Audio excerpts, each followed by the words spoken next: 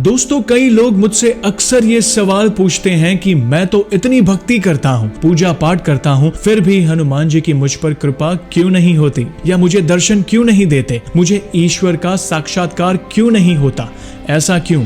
मेरा उन सभी भक्तों से एक ही सवाल है कि क्या आपकी भक्ति सच्ची है? क्या आप निस्वार्थ भक्ति करते हैं? क्या आपके मन में कोई पाप है? क्या आप प्रभु भक्ति के नियमों का पालन करते हैं? क्या आप में वो तड़प है प्रभु को पाने की जो एक सच्चे भक्त में होनी चाहिए? मुझे लगता है कि इन सारे सवालों के जवाब आप ही के पास है, लेकिन मैं फिर भी आप सभी के लिए एक पौराणिक कथा लाया हूँ जिससे आपके सारे सवालों के जवाब आज आपको मिल जाएंगे। तो दोस्तों, वीडियो को आखिर तक जरूर देखिएगा बिना स्किप किए। क्या पता आज आपके कई सवालों के जवाब आपको मिलने वाले हैं। एक समय की बात है, एक आश्रम में एक गुरु थे। उनके सत्संग और प्रवचन से प्रभावित होकर एक युवक ने उन्हें अपना गुरु बना लिया। युवक हर रोज गुरुजी के आश्रम जाता और अपने गुरुजी की सेवा करता। गुरुजी जहां भी सत्संग और प्रवचन करने जाते, उस युवक को अपने साथ ले जाते। इस प्रकार वो युवक गुरुजी के साथ हर सत्संग सभा और प्रवचन में उनके साथ ही जाता। गुरुजी को कुछ दिनों से उस युवक के हाव भाव में बदलाव लगा और ऐसा लगा जैसे उस युवक का मन कहीं भटक रहा है। फिर एक दिन गुरुजी ने उस युवक को अपने पास बुलाकर एक सवाल पूछा, क्या हुआ शिष्य, कुछ दिनों से तुम बहुत परेशान लग रहे हो। युवक ने जवाब दिया, मैं पूरी श्रद्धा से प्रभु की भक्ति करता हूँ।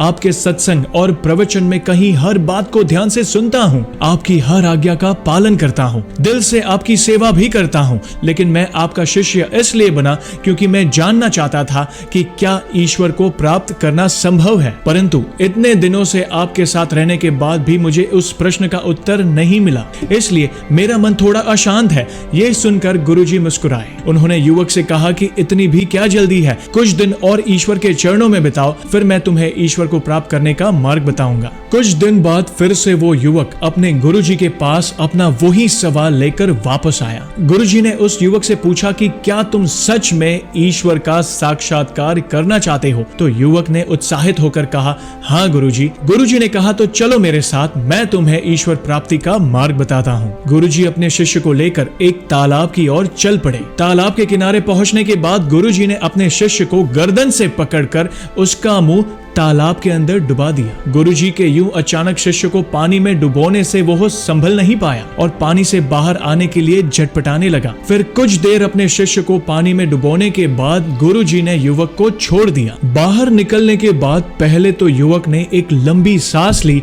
और गुरुजी की ओर देखकर पूछा कि आप ये क्या कर रहे थे? तब गुरुजी ने मुस्कुराकर उसे पूछा, जब तुम पानी में थे तो क्या सोच रहे थे? तुम्हारे मन को उस समय सबसे ज्यादा किस चीज की जरूरत थी? युवक ने जवाब दिया, उस समय तो बस एक कतरा सांस लेने के लिए मैं मरा जा रहा था। ऐसा लग रहा था बस एक पल के लिए हवा में सांस ले पाऊं। तब गुरुजी ने अपने शिष्य को उसके ईश्वर के साक्षात्कार वाले सवाल का जवाब देते हुए कहा, जब आत्मा को इतनी ही तड़प होती है ईश्वर से मिलने की जितनी तुम्हें डूबते समय हवा की थी, तब आत्मा को परमात्मा के दिव्य दर्शन होते हैं। ईश्वर से मिलने के लिए सबसे पहले तो अपनी आत्मा में वो भूख, वो तड़प पैदा करो, तभी ईश्वर का साक्षात्कार होता है और उन्हें प्राप्त किया जा सकता है। तो दोस्तों, अब आपको मालूम पड़ ही गया होगा कि ईश्वर की भक्ति के साथ उन्हें प्राप्त करने के लिए आपकी आत्मा में परमात्मा को पाने की तड़प होनी बहुत जरूरी है। तब जाकर ईश्वर की कृपा प्राप्त होती है और उनका